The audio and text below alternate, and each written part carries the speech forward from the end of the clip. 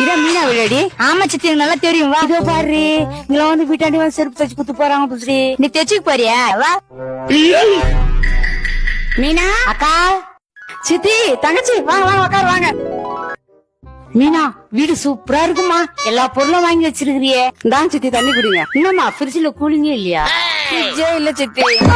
முன்னாடி இந்த பேர் ஃப்ரிட்ஜ் வச்சு ஃப்ரிட்ஜே இல்லன்றா. சித்தி ஃப்ரிட்ஜ் மாதிரி ஆனா ஃப்ரிட்ஜ் இல்ல, காலங்களை வாங்கி வச்சுக்கிறாரு. அக்கா காயிலங்கள்ல இருந்து வாங்கி அக்கா வீட்டுல வச்சுருக்கீங்க. அடிப்போடி உங்களை மாதிரி ஆளுங்க வந்தா ஃப்ரிட்ஜ் இருக்குது, ட்ரெஸ்ஸிங் டேபிள் இருக்குது, டிவி இருக்குது, ஃபேன் இருக்குது காமிச்சதுக்காக காயிலங்களை வாங்கி வச்சுக்கிறாரு எங்க வீட்டுக்கார. மீனா அந்த பேனா போடுமா, வெயில இருந்து வந்திருக்கிறோம். ஃபேனு சித்தி போடும் தலைமையில தான் சித்தி போடணும் ஃபேனவே. இதுவும் கையிலங்கடியா?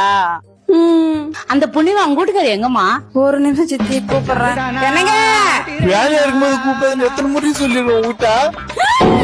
யோ சித்தி சரி வெளியே போட்டு வையா.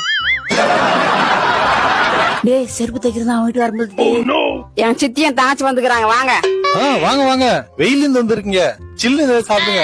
ஏன்னா அந்த கஞ்சி இந்த ஐடியா.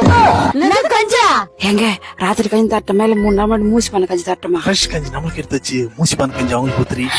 மூசி போன கஞ்சா விருந்தாளிங்க எல்லாம் போயிட்டாங்க, ஃப்ரெஷ் கஞ்சி எத்தனை